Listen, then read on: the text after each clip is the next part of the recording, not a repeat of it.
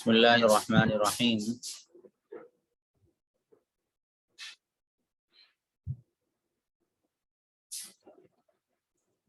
ملائکہ،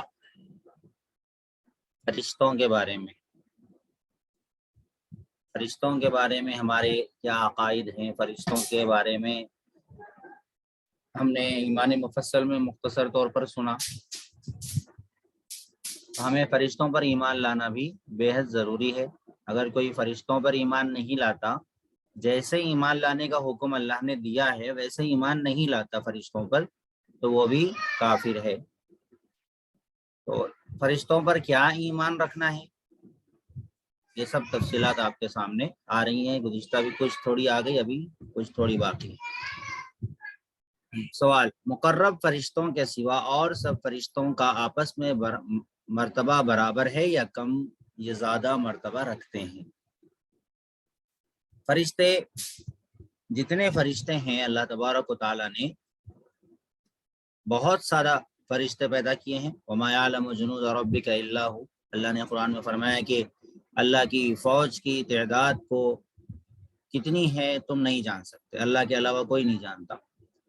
بہت سارا فرشتے ہیں اللہ نے، بلکہ بعض احادیث میں یہاں تک آیا ہے کہ زمین یعنی آسمان کے اندر کوئی ایسی جگہ نہیں ہے جہاں پر فرشتہ سجدہ نہ کیا ہو۔ آسمان میں، زمین میں نہیں بلکہ آسمان میں کوئی ایسی جگہ نہیں ہے جہاں پر فرشتے نے سجدہ نہ کیا ہوا ہو۔ کوئی نہ کوئی فرشتہ وہاں پر سجدہ کیا ہوا ہے، یا عبادت کر رہا ہے، یا اللہ کے کسی حکم کی تعمیل میں مشغول ہے۔ فرشتوں کے بارے میں قرآن مجید نے کہا لا یعصون اللہ ما امرهم ویفعلون ما یؤمرون، کہ وہ اللہ کی نافرمانی نہیں کرتے اور جو حکم ان کو دیا جاتا ہے وہ پورا کرتے ہیں۔ اب یہ ہے کہ ایک بات یہ ہے کہ فرشتے زیادہ افضل ہے یا انسان زیادہ افضل ہے؟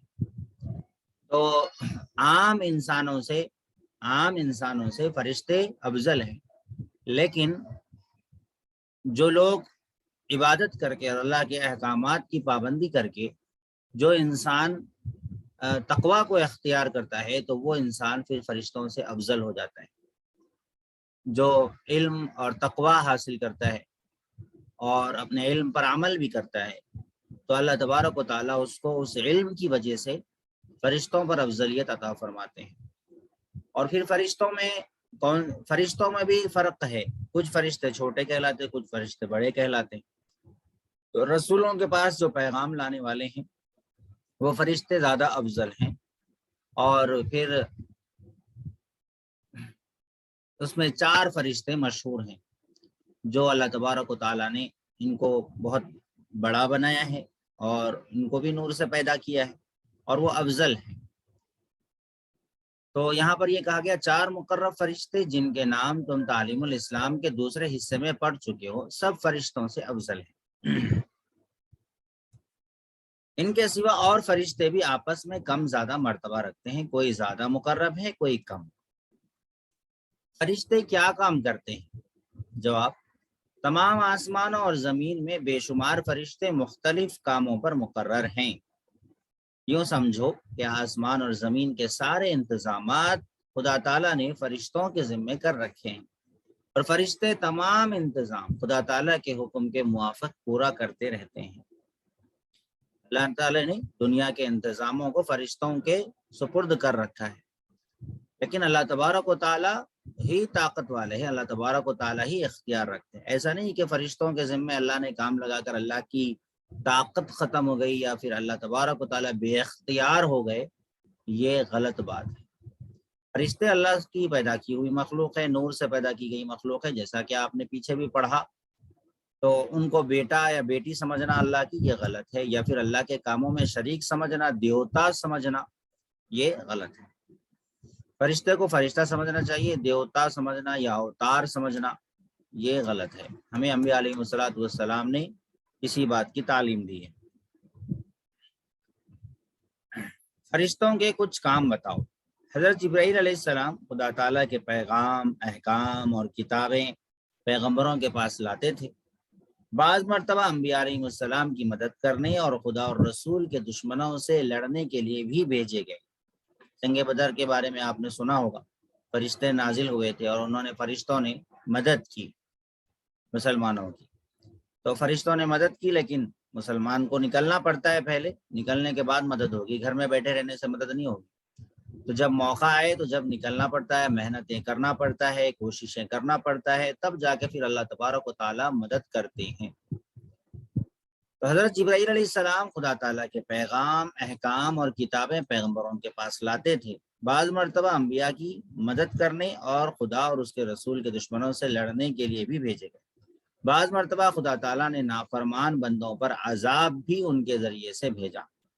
جبرائیل علیہ السلام کو حکم ہوا کہ فلاں جو بستی ہے، قوم عاد کی بستی ہے یا قوم لوط کی بستی ہے، ان کی بستی کو جو ہے الٹ دو. حضرت اس بستی کے اندر حضرت جبرائیل علیہ السلام گئے اور اس بستی کو اپنے پر کے کونے سے اٹھا کر الٹا پٹک دیا. پوری بستی کی بستی الٹی ہو گئی.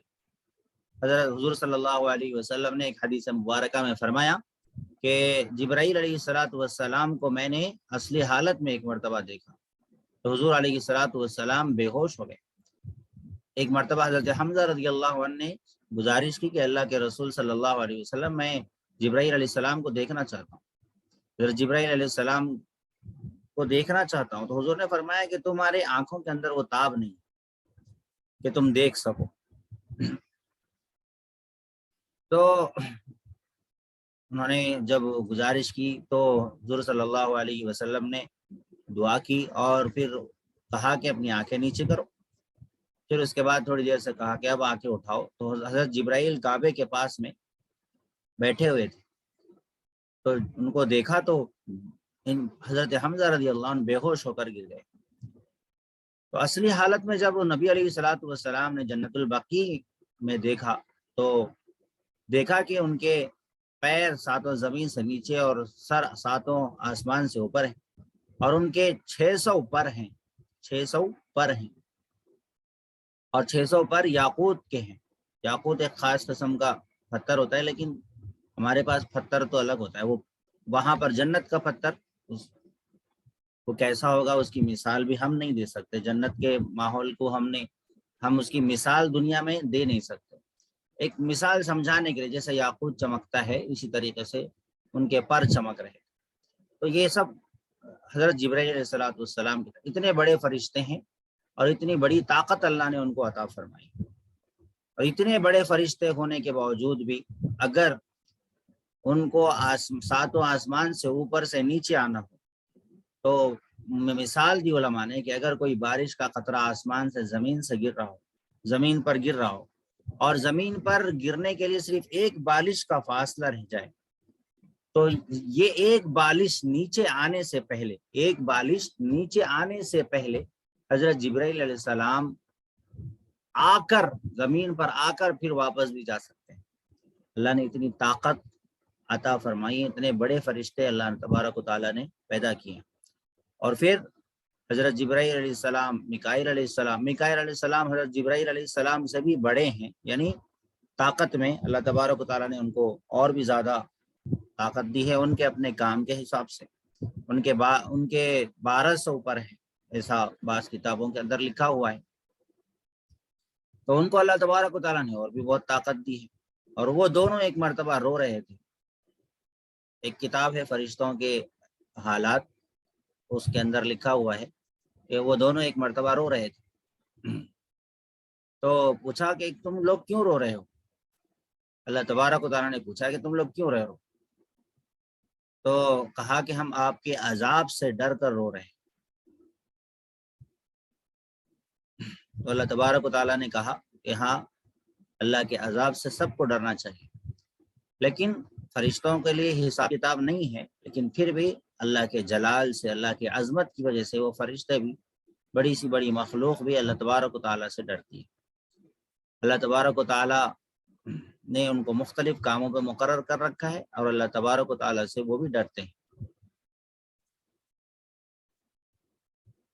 حضرت جبرائیل علیہ السلام نے بہرحال بہت سارے مختلف کام اللہ تبارک و تعالیٰ نے ان کے ذمہ رکھے، جیسے پیغام اللہ کے لانا اور نبیوں تک پہنچانا، اور پھر نافرمان بندوں پر عذاب بھی بھیجنا. یہ سب حضرت جبرائیل علیہ السلام کے کام. کبھی کبھی حضور صلی اللہ علیہ وسلم کے پاس انسانی شکل میں بھی آتے تھے، حضرت دحیہ کلبی رضی اللہ عنہ کی صحابی کی شکل بنا کر آتے تھے۔ حضرت میکائیل علیہ السلام مخلوق کو روزی پہنچانے اور بارش وغیرہ کے انتظام پر مقرر ہیں، اور بے شمار فرشتے ان کی ماتحتی میں کام کرتے ہیں۔ بعض بادلوں کے انتظام پر مقرر ہے، بعض ہواؤں کے انتظام پر مامور ہیں، اور بعض دریاؤں، تالابوں، نہروں پر مقرر ہیں، اور ان تمام چیزوں کا انتظام خدا تعالیٰ کے حکم کے موافق کرتے ہیں۔ اللہ تعالیٰ کے حکم کے موافق ہی کرتے ہیں، ایسا نہیں کہ من مانی جو چاہے وہ کرتے رہتے ہیں، بلکہ اللہ تعالیٰ نے جو حکم دیا ہے، جس طریقے سے کرنے کو ان کو کہا گیا، اس طریقے سے اللہ تعالیٰ کے حکم کے مطابق کرتے ہیں۔ تو جبرائیل علیہ السلام، میکائیل علیہ السلام بڑے فرشتے، لیکن ان کے ہاتھ کے نیچے بھی بہت زیادہ فرشتے ہیں جن کو لے کر، یعنی پوری اپنی ٹیم کو لے کر وہ کام کرتے ہیں، اور یہ پوری دنیا کا نظام اللہ تبارک و تعالیٰ نے سنبھال رکھا ہے۔ اللہ تبارک و تعالیٰ نے ان کے سپرد کر رکھا ہے کہ فلاں یہ کام کرے، فلاں یہ کام کرے۔ حضرت اسرافیل علیہ السلام قیامت کو سور پھونکیں گے۔ حضرت اسرافیل علیہ السلام قیامت کے دن سور پھونکیں گے۔ وہ ابھی بھی سور لے کر بیٹھے ہوئے ہیں اور اپنے کان اللہ کی طرف کر کے بیٹھے ہوئے ہیں۔ جیسے ہی اللہ تبارک و تعالیٰ حکم دیں گے تو وہ سور پھونکیں گے۔ سور کیا چیز ہے؟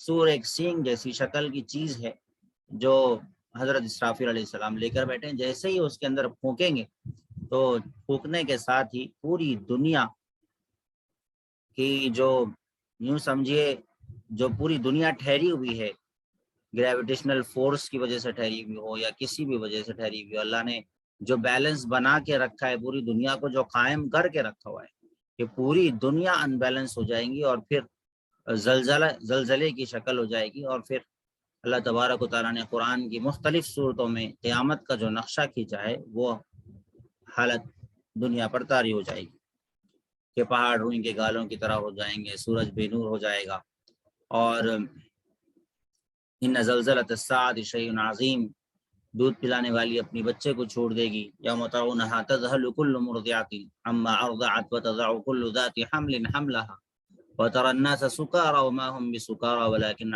لوگ ایک عجیب و غریب طریقے کے حیرانی اور پریشانی میں، یعنی اپنے آپ کو کھو دیں گے، ایسا لگے گا کہ گویا یہ نشے میں ہیں، لیکن وہ نشے میں نہیں ہوں گے، لیکن ولكن اللہ عذاب الشدید، سخت عذاب میں ہوں گے۔ تو یہ قیامت کا منظر بڑا خطرناک ہے۔ اس سے جو ہے یہ حضرت آخر دور میں جب کوئی بھی اللہ اللہ کہنے والا دنیا میں نہ ہوگا، شرار خلق پر جو بدترین مخلوق ہے وہ رہ جائے گی، ان پر یہ قیامت طاری ہوگی۔ تو وہ قیامت کو سور پھونکنے والے حضرت اسرافیل علیہ السلام ہی ہوں گے، ان کو آخر میں موت آئے گی۔ ان کو حضرت اسرائیل علیہ السلام کو بھی موت آ جائے گی، حضرت اسرافیل علیہ السلام کو بھی موت آ جائے گی، سب کو موت آ جائے گی۔ حضرت اسرائیل علیہ السلام مخلوق کی جان نکالنے پر مقرر ہے، اور ان کی ماتحتی میں بھی بے شمار فرشتے کام کرتے ہیں۔ وہ اکیلے ہی پوری جگہ پھرتے نہیں رہتے، بلکہ فرشتے کو کہہ دیتے ہیں کہ بھائی تم تلنگانہ کو سنبھالو، تم آندھرا کو سنبھالو۔ بہرحال ایک مثال دے رہا ہوں میں، تو ان کے فرشتے بھی، ان کے ماتحتی میں بھی بہت سارے فرشتے کام کرتے رہتے ہیں۔ نیک بندوں کی جان نکالنے والے فرشتے علیحدہ ہیں، اور بدکار آدمیوں کی جان نکالنے والے علیحدہ ہیں۔ ان کے علاوہ فرشتوں کے بعض کام یہ ہیں: نیک بندوں کی اچھے فرشتے یعنی اچھی صورت میں آ کر نکالتے ہیں، اور برے آدمی کی روح بڑی تکلیف سے نکالتے ہیں۔ ان کا طریقہ الگ ہے اور ان کا طریقہ الگ ہے۔ روح نکالنے میں بھی فرق ہے۔ کسی کی بڑی محبتوں کے ساتھ میں، جیسے مسکے میں سے آسانی سے بال نکال لیا جاتا ہے، ویسے نکالا جاتا ہے، اور کسی کو ایسی روح نکالی جاتی ہے جیسے کسی کانٹے دار درخت میں کوئی کپڑا مکمل اٹک گیا ہو، اور اس کو کھینچ کر توڑ کر پھاڑ کر نکالا جائے، اس کو کھینچ کر۔ تو روح نکلنے میں بھی بڑا فرق ہوتا ہے۔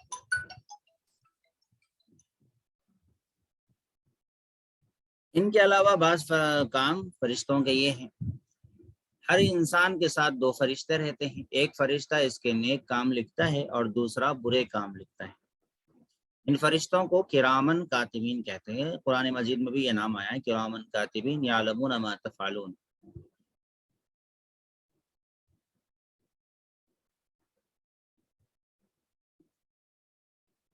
کچھ فرشتے آفتوں بلاؤں سے انسان کی حفاظت کرنے پر مقرر ہیں، بچوں، بوڑھوں، کمزوروں کی، اور جن لوگوں کے بارے میں خدا تعالیٰ کا حکم ہوتا ہے ان کی حفاظت کرتے ہیں۔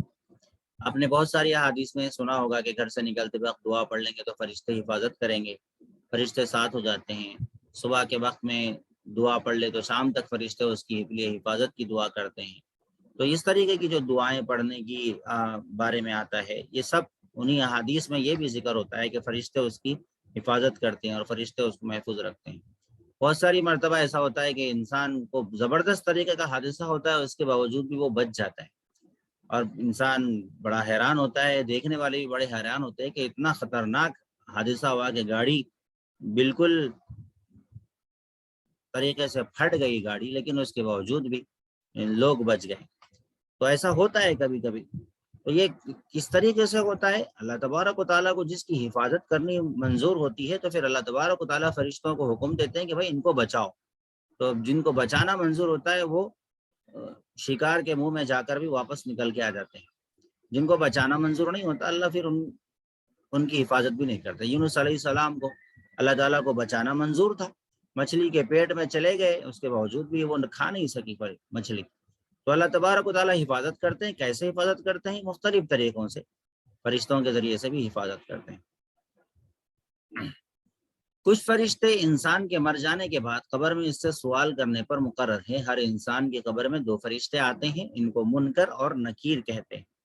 منکر اور نکیر، یہ منکر نکیر بھی ایسے ہی جو اچھا بندہ ہوگا، نیک بندہ ہوگا، اس کے بعد اچھی شکل میں آئیں گے، اور جو برا بندہ ہے تو پھر اس کے پاس میں بہت ہی خطرناک شکل بنا کے آئیں گے، دیکھ کے ہی انسان پہلے ہی گھبرا جائے گا۔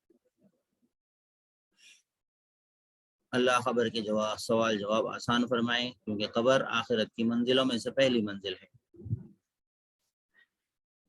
کچھ فرشتے اس کام پر مقرر ہیں کہ دنیا میں پھرتے رہیں اور جہاں اللہ تعالیٰ کا ذکر ہوتا ہو، وعظ ہوتا ہو، قرآن مجید پڑھا جاتا ہو اور درود شریف پڑھا جاتا ہو، دین کے علم کی تعلیم ہوتی ہو، ایسی مجلسوں میں حاضر ہوں، اور جتنے لوگ اس مجلس میں اس نیک کام میں شریک ہوں، ان کی شرکت کی خدا تعالیٰ کے سامنے گواہی دیں۔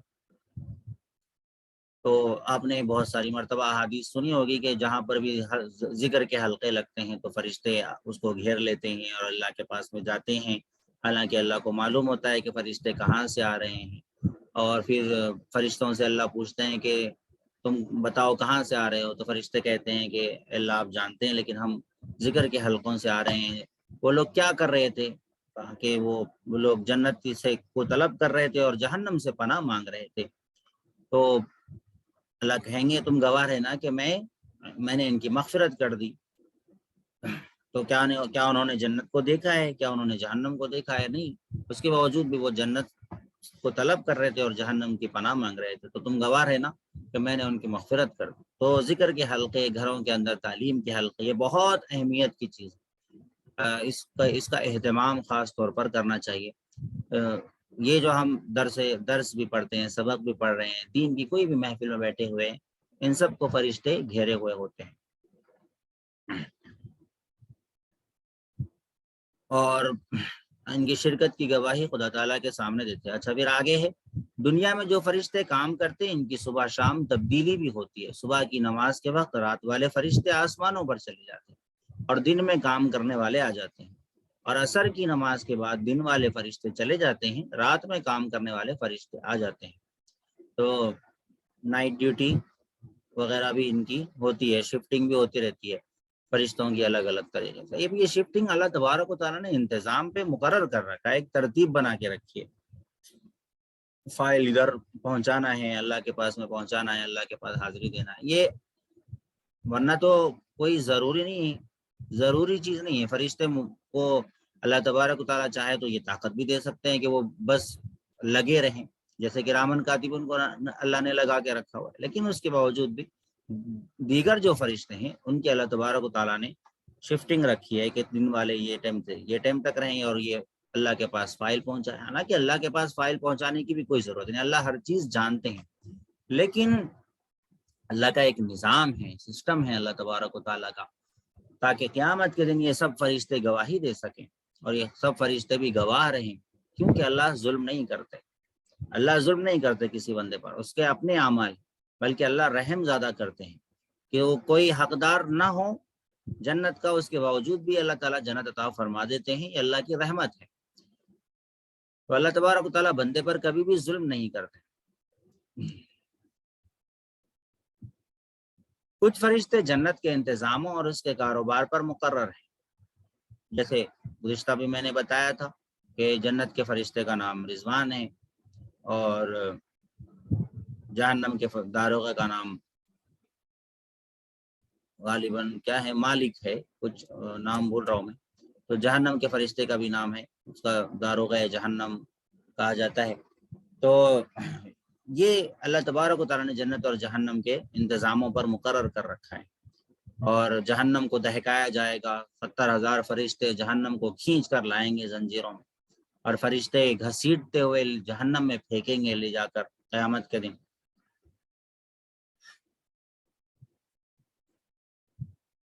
اور کچھ فرشتے جنت کی طرف لے کر جائیں گے اور وہاں پر استقبال کریں گے، ویلکم کریں گے فرشتے جنت میں، اور اللہ تبارک و تعالیٰ کی طرف بلائیں گے اور جنتیوں کی مہمان نوازی کریں گے۔ سلام قولا من رب الرحیم کہیں گے کہ رب رحیم کی طرف سے تم پر سلام ہو۔ کچھ فرشتے خدا تعالیٰ کے عرش کے اٹھانے والے، اللہ تعالیٰ نے قرآن مجید میں بھی فرمایا وَتَرَى الْمَلَائِكَةَ حَافِّينَ مِنْ حَوْلِ الْعَرْشِ، اللہ تعالیٰ کے فرشتے اللہ کے عرش کو اٹھائے ہوئے ہیں، اللہ تعالیٰ کے عرش کو وہ سنبھالے ہوئے ہیں۔ ابھی 4 فرشتے اٹھائے ہوئے ہیں، قیامت کے دن 8 فرشتے اس کو اٹھائے ہوئے ہوں گے۔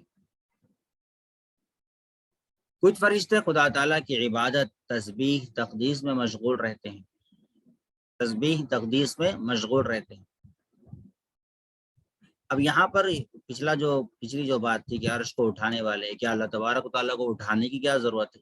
یہ وہ چیزیں ہیں کہ جن پر ہمیں صرف ایمان لانا ہے۔ اس کی تحقیق میں کہ کیا اللہ کو اٹھانے کی ضرورت ہے، کیا اللہ تبارک و تعالیٰ کو فرشتوں کی ضرورت ہے؟ اللہ کو کسی چیز کی ضرورت نہیں ہے، لیکن بندوں کے سامنے اللہ کی عظمت آ جائے اور اللہ تبارک و تعالیٰ کی بڑائی آ جائے، بس اسی وجہ سے یہ سب چیزوں کا ذکر کیا۔ اللہ کسی چیز کا محتاج نہیں ہے، اللہ کسی چیز کا محتاج نہیں ہے، بس ہوتا یہ ہے کہ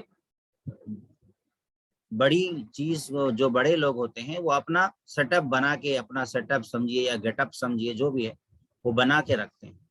کیوں بنا کے رکھتے ہیں؟ ان کو بنا کے رکھنا بھی ضروری ہوتا ہے، اس کے بغیر بھی ان کی کوئی حیثیت باقی نہیں رہتی۔ پھر اپنی حیثیت کو منوانے کے لیے دنیا کے یہ چھوٹے موٹے بادشاہ بھی اپنا پورا اپنی آؤ بھگت کرانے کا پورا انتظام کر کے رکھتے ہیں، یہ دنیا کے چھوٹے چھوٹے لوگ بھی کرتے ہیں۔ تو انسان ہیں ہم بھی، ہم کو عظمت اور کبریائی کو سمجھانے کے لیے ہماری اپنی عقلوں کو سامنے رکھتے ہوئے، ہمارے اپنے ذہن کو سامنے رکھتے ہوئے اللہ تبارک و تعالیٰ نے یہ مثالیں دی ہیں، اور اس طریقے سے اللہ تبارک و تعالیٰ نے قرآن مجید میں جا بجا بیان کیا ہے، تاکہ انسان اپنی عقل کے حساب سے اللہ کی عظمت کو جانے اور پہچانے، ورنہ اللہ کو کسی چیز کی حاجت اور ضرورت نہیں ہے۔ کوئی اگر یوں کہے کہ اللہ فرشتوں کا محتاج ہے تو پھر وہ خود بے وقوف ہے۔ کچھ فرشتے خدا تعالیٰ کی عبادت، تسبیح، تقدیس میں مشغول رہتے ہیں۔ سوال یہ کیوں کر معلوم ہوا کہ فرشتے یہ کام کرتے ہیں؟ یہ تمام باتیں قرآن مجید اور احادیث میں مذکور ہیں۔